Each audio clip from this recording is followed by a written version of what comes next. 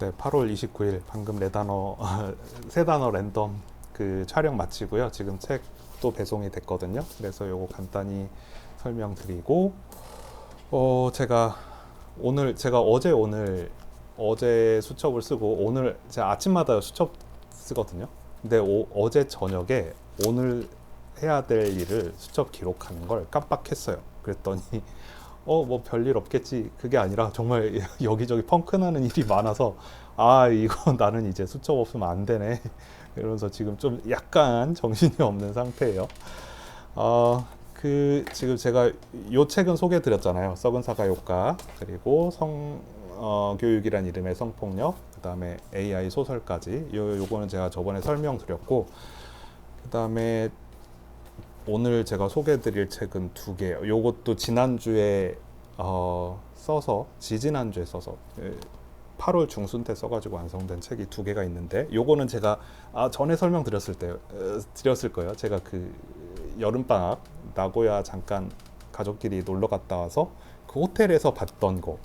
이게 왜 서양 애들은 다 배낭 메고 있고 동양의 사람들은 왜 캐리어 끌고 있지? 그걸 봐가지고 그걸로 좀 분석을 해봤어요. 그래서 이게 책이 두꺼운 책은 아니에요. 두꺼운 책은 아니고 딱 100페이지 되는 두껍지 않은 얇은 책인데, 그 안에 뭐 캐리어라든지 배낭들이 가지고 있는 어떤 본능적인 심리와도 또 연관이 있더라고요. 또 저도 제가 막 엄청난 지식인이어서 막 이걸 쓰는 게 아니라, 제가 이렇게 책을 하나하나 하면서 그냥 머릿속에 있는 걸 고스란히 쓰는 게 아니라, 내가 이걸 봤는데 이게 왜 그러지? 하면서 또 자료 조사를 엄청 하거든요.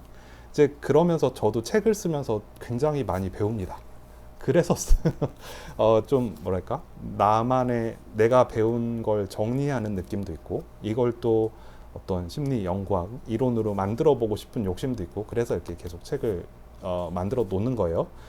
해외여행 갈 때 선택하는 가방에 담긴 무의식의 세계, 그래서 여행 가방으로 알아보는 심리 이야기, 이렇게 있어요. 그래서 여행 가방은 크게 제가 두 개로 나눠서 봤어요. 두 개로 보면 하나는 캐리어, 하나는 배낭, 이렇게 돼 있고요.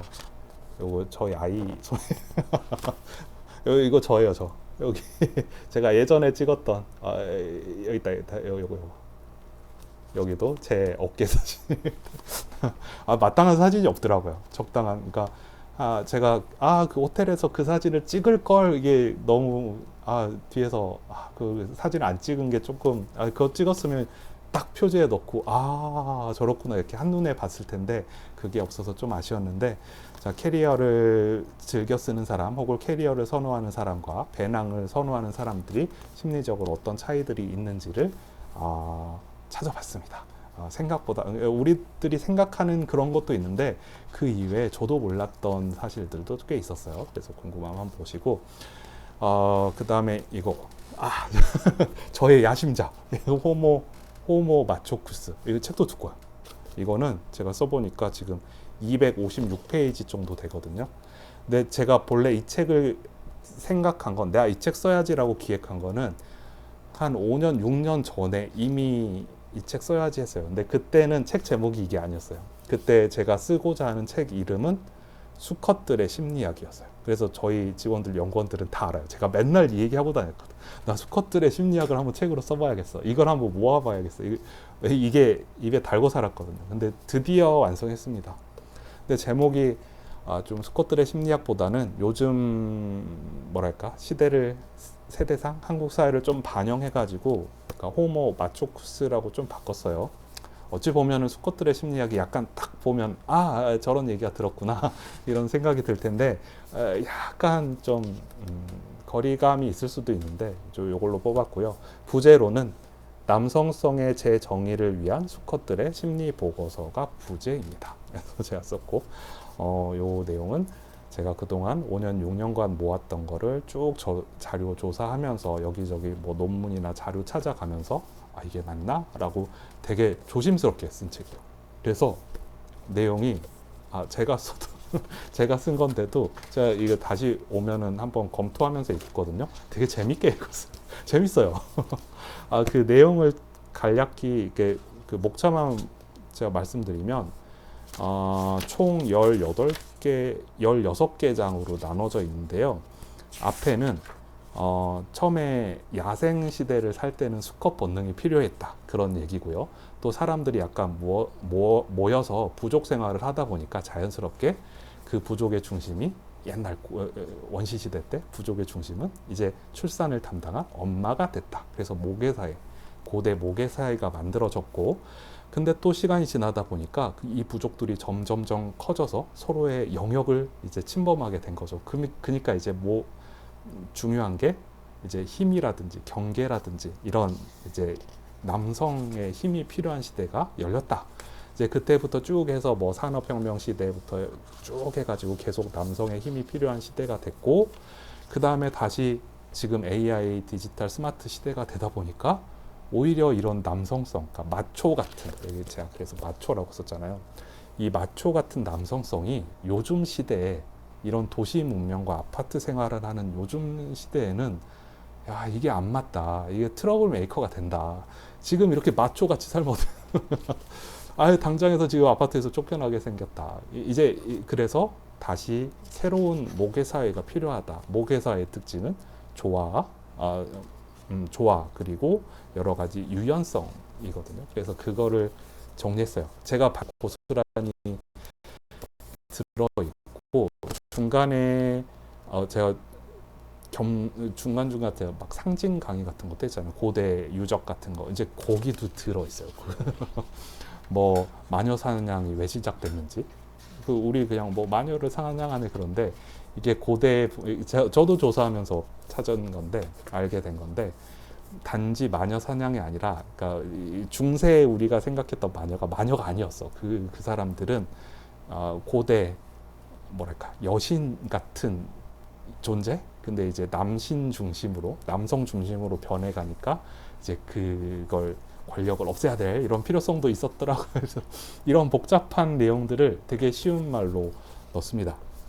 그래서 관심이 있으면 보시면 좋고, 특히 추천드리는 건 아들 있으면 권장 남자들한테 권장 도서, 특히 뭐 사춘기 막 지나거나 아니면 뭐 20대 약간 젊은 남자 아드님이 계시다, 권장합니다. 그냥 마냥 초식남이 되라 이런 게 아니에요. 앞으로 미래 어떤 사회가 되고 앞으로 오는 사회에서 남자가 어떤 남성성, 그러니까 옛날 같은 이런 마초 같은 이 무조건 힘이야 이게 아니라 어떻게 하면 현명한 남자로 성장할 수 있는지 그 내용도 담았어요. 그래서 혹시 아드님이 계시면 아들분한테 선물하면 좋을 것 같고요.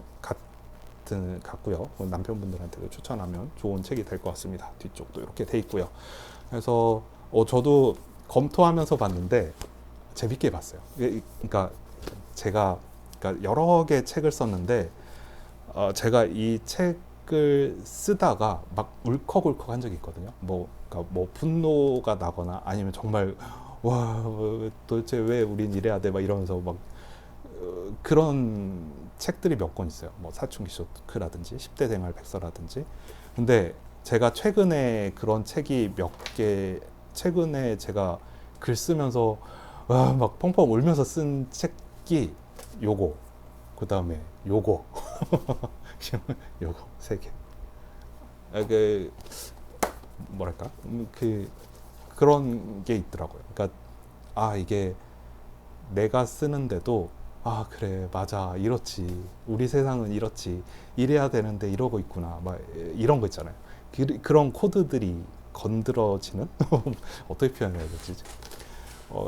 그래서 저도 다시 읽으면서 울컥울컥한 부분이 있었고요.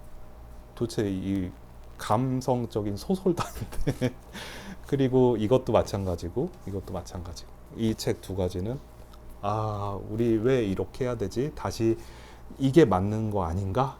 라고 하면서 울컥한 부분이 몇 군데 있었어요. 제가 쓰고 제가 이거 좀 그렇죠.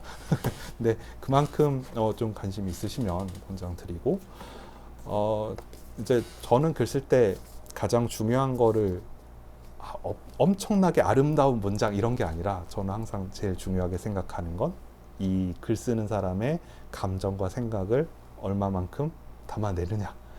근데 그 어떤 데서는 또 그런 거 가르치잖아요. 아름다운 문장을 쓰는 방법, 아름다운 단어를 찾는 방법. 그러니까 물론 뭐 저희도 연습하면서 그런 걸 하긴 하는데 그것보다 더 중요한 건 어떤 알맹이를 담고 있느냐겠죠. 그래서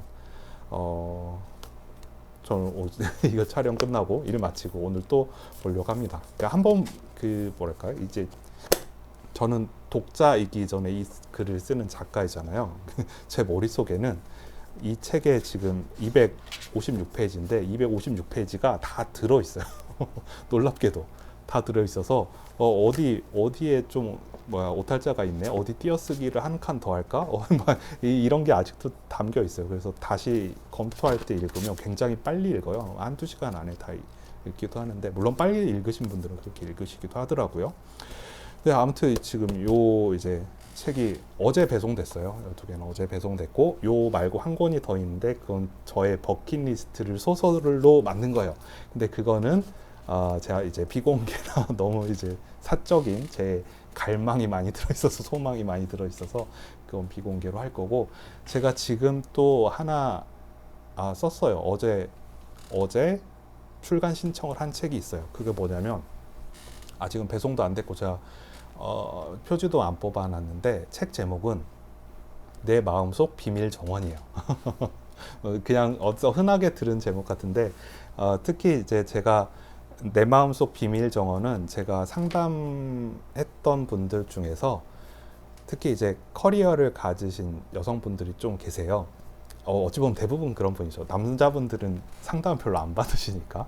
근데 그런 분들 중에서 지금 우리가 요런 마음은 좀 알아야 되지 않을까, 이런 걸 좀 정리해 가지고 쓴 책이에요. 그러니까 특히 요 내 마음의 비밀 정원은 여자분들 대상, 그 중에서도 직장 생활을 하시거나 직장에 다니시거나 혹은 직장에 다녔던 분들이 어떤 한국의 직장 여성으로서의 어떤 스트레스, 그리고 어떤 고충이 있는지, 그걸 제가 어떤 식으로 풀어가는지, 또 어떤 내용들이 중요한지, 이런 걸 담아낸 책이에요.